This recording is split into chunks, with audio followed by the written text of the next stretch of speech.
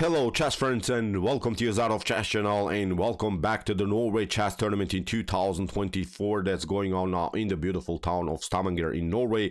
We have here a very important and interesting match from the round 3. We have here Fabiano Caruana against the world champion Liren in the beautiful Gioco Pianissimo of the Italian Opening. And this game is so important because yesterday Magnus lost his game with the black pieces against Praggnanandhaa, which gives here Fabi a great opportunity to catch up with Magnus when it comes to the current world rankings in classical time format chess, because Magnus with this loss lost also many rating points, and Fabi played, I think, in the last couple of months, in the last couple of years, of course, also a great tournament. He's at least gaining some rating points, and if maybe Magnus continues to play like this and Fabi, for instance, plays a brilliant tournament, he could be even the world #1 in this particular month. So it's, I think, a crazy situation.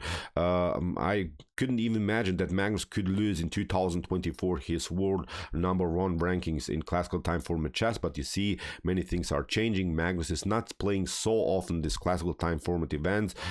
He's probably not feeling motivated when he's playing this tournament, so it's now huge opportunity for Fabi to maybe finally to become the world #1 in classical time format chess. But of course, he has to first win the game against Dingler, and let's see now what happened. In my opinion, really beautiful and spectacular game. So with the white pieces here, Fabi opened with the move e4. Ding's response was e5. Knight to f3, and I want to tell you also in the end of the video, I'm going to show you the current ratings in classical time format chess after this round 3 of the Norway Chess tournament. So after knight to f3, knight to c6 by Ding, we have bishop to c4, the Italian game. Knight to f6, d3, bishop to c5, the normal Gioco Pianissimo opening. We have kingside Carsing also by Ding, knight to d2, and we have now d6, c3, with the preparation in some lines to hit the center with the move d4, or if necessary to hit the flanks with the move b4. Here Ding prevents b4, we have h3, Fabi also prevents bishop to g4, we have h6, rook to e1. Standard stuff of the Italian Opening. We're trying to reroute their knight, of course, on a better square, knight to f1, knight to g3, if possible also to the beautiful square on f5. We have now bishop to e6. Ding is trying to simplify the game by trading off the light square bishops, and Fabi goes simply for this positional idea. Bishop to b5 is trying, of course, to play bishop takes c6 and then mess up at least somehow black's pawn structure on the queen side. We have now a very interesting idea by Ding. It's not a novelty or something, it's a very often played line. Queen to b8 seems strange, of course, that you're playing with the queen like this, but Ding has a beautiful opportunity on this diagonal. He's trying to play a battery on dark squares and hit simply the f2 weakness. That's why Fabi, at least for a while, is stopping this idea. Plays now rook to e2. We have queen to a7, and now bishop takes c6 by Fabi, which is actually a theoretical novelty. I'm even surprised that no one in chess history played bishop to c6 previously, but I think it's a natural idea. After b takes c6, okay, black is continuing the game with the bishop pair, which is of course an advantage, but when it comes to pawn structure, black has a disadvantage because of this double pawns on the c file. So I would still say an equal position, nothing dramatically is going on. So here Fabi plays a4. Good move, because if you don't play that, then I think black could push the pawn a4, a3, would somehow maybe mess up here your pawn structure, would create maybe some dangerous stuff on the a file. So that's why a4, good move here so far by Fabi. Knight to d7. Ding prepares f5, and here Fabi continues with knight to f1, and now already a surprise, I think, by Ding. He plays now the move d5. I would not say this is a mistake, blunder, inaccuracy or something, but I think you have to stuck to your plan. If you have played now this move knight to d7, I think you should play here f5. In my opinion, it feels more natural to somehow open the position for the bishop pair. Then after something like e takes f5, you play rook to f5. The game becomes quite complicated. Maybe Ding didn't calculate everything, but I think if he would have played this line, black should be even slightly better here because of this amazing bishop pair. Now probably d4 could happen, but you simply retreat. And now after something like knight to g3, maybe Ding was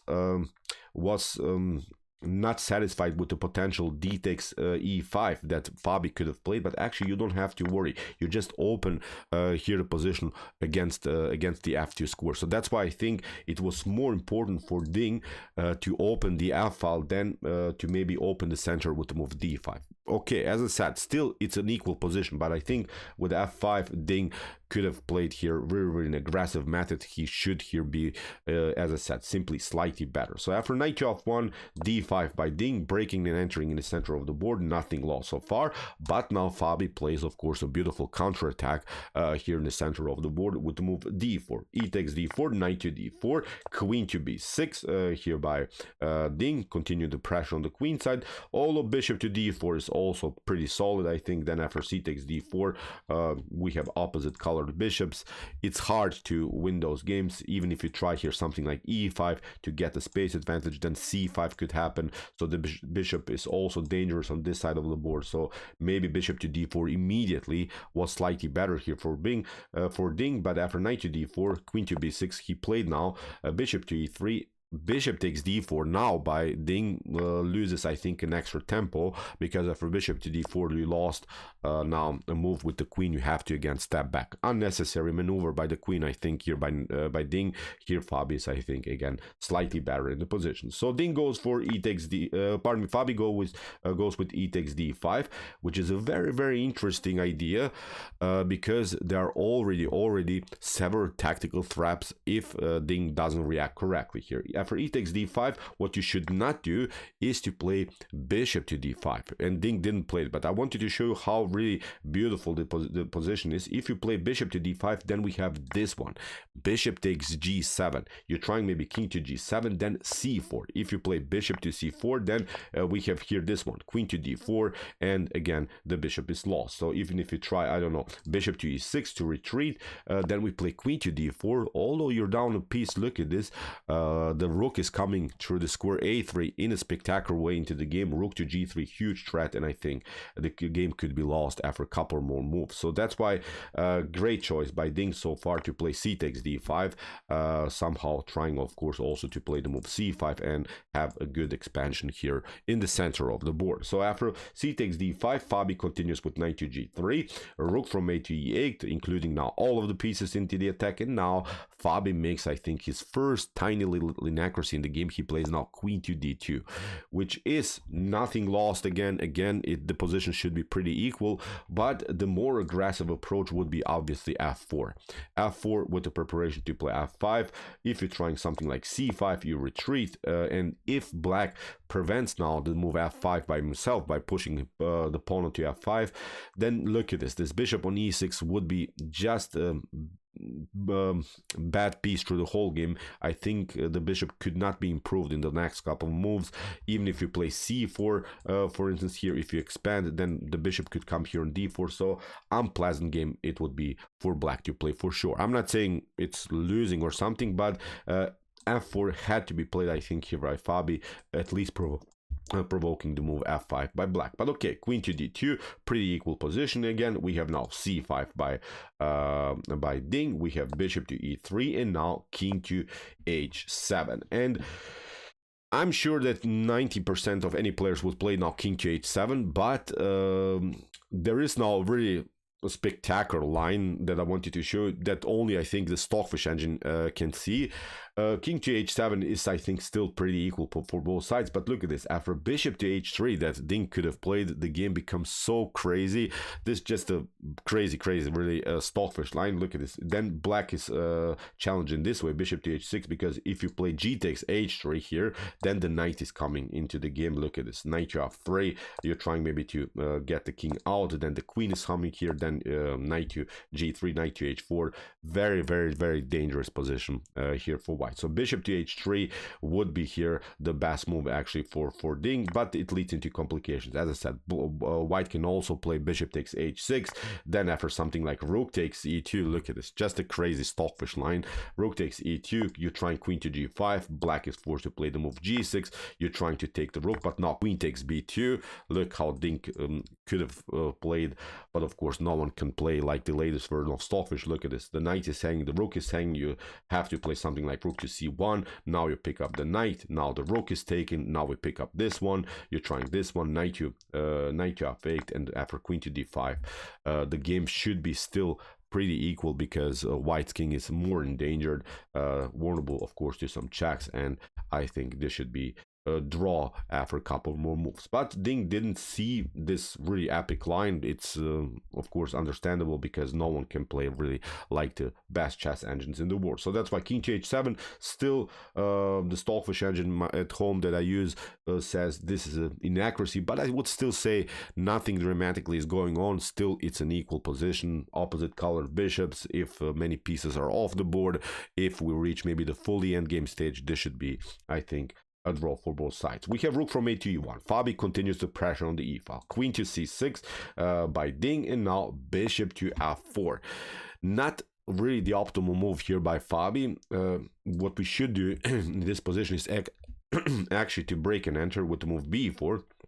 After something like c takes b4, you could maybe take all of the pawns on the queen side, but now we can centralize the bishop, and suddenly white would build, I think, a beautiful attacking formation. Even if you try to take out this pawn, then again this motif that we have seen previously, f4 f5 is working. And for instance, if the knight comes into the game, then bishop to f6 messes up the structure. F5, queen can be centralized, many weaknesses here, so not a pleasant game again here for black. So that's why, as I said, bishop to f4, not really the optimal move by Fabi, but again still white should be slightly better. So here Ding goes with queen to a4. We have knight to f5 by Fabi, uses of course now the attack on the e file. You cannot take the knight because you lose the rook here on e8, and now Ding Liren, I think, makes the crucial mistake of this game.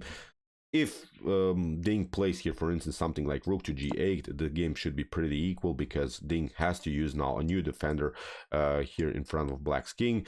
He has to play rook to g8. The only move, and I think black is pretty solid here, but what Ding played was now the move queen to c6, and now Fabi played, I think, a brilliant move. Maybe just for fun, if you like, pause the video and try to see now. I would even dare to say the winning idea here for white. White moves and wins the game.